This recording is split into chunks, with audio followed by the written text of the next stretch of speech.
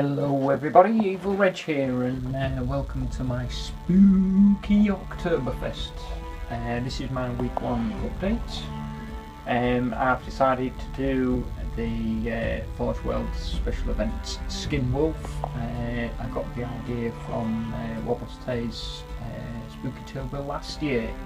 This is my first Spookytober event. I'm really excited about joining it, and I think it's absolutely fantastic, the community response that we've had so far, looking on the Google page that Warboss has kindly set up. Massive respects to Warboss for doing that. So on we go with the show. I've got the box open. I'm just inspecting the sprues, as we'll all be aware. Resin and, dare I say it, fine cast. Miniatures are always prone to have a few bubbles and a bit of miscasts, but thankfully not too much trouble here.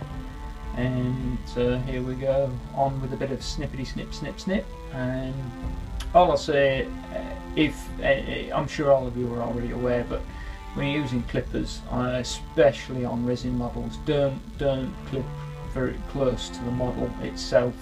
Just clip the pieces off the screw and leave a bit of the joining bit on, because otherwise you're likely to damage the miniature, or certainly on the thin pieces anyway.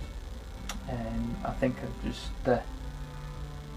I proved my point when I clip out one of the one of the hands. Yeah, there we go. That hand there, the spare one. I think I managed to clip the thumb claw off. Fun times. Great looking model this is, and until I opened it I didn't realise there was 2 options. So I've decided to go just howling at the moon, and I've left the little guy hanging that he's holding that Wobbos had on his miniature. I've left that off, and I've just got the 2 claws on, so it just looks like he's howling at the moon. In true Wobbostay fashion, I'm going to name this guy, and I think I'm going to call him Bob. Yeah, Bob. I'm going to call him Bob.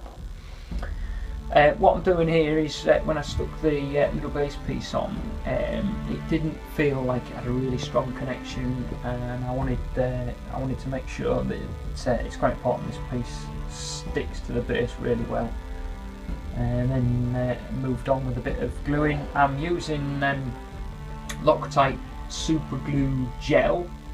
You just squeeze the 2 little grey bits on the side of the tube, and that gives you loads of control, stops you putting super glue on bits you don't want, and with resin you get a really good strong bond. Don't use it on plastic. I think that's common sense at this stage. I think everybody already knows that. I just thought I'd say it for posterity's sake. Head was a little bit awkward to put on. In the end I decided to glue it to one side, which you'll see why in a minute when I get round to turning the model round. But I've stuck it all onto one side, and then you see, look, it's left this little gap down the side. So we'll deal with that in a minute.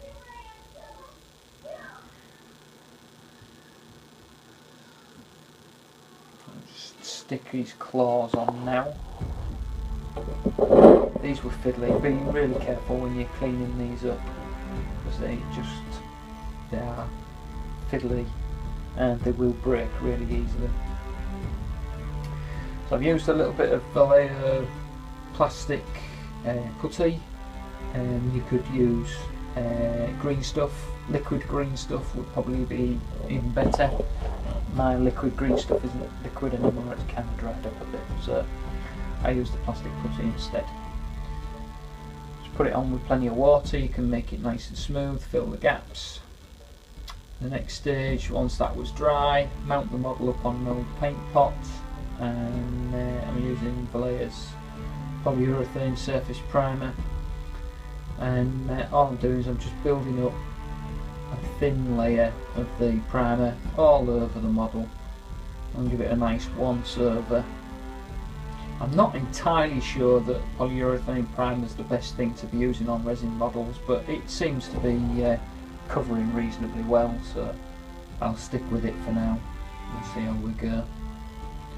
You can see I'm just working that paint in every angle at the moment, just basically just trying to build up a nice even coat.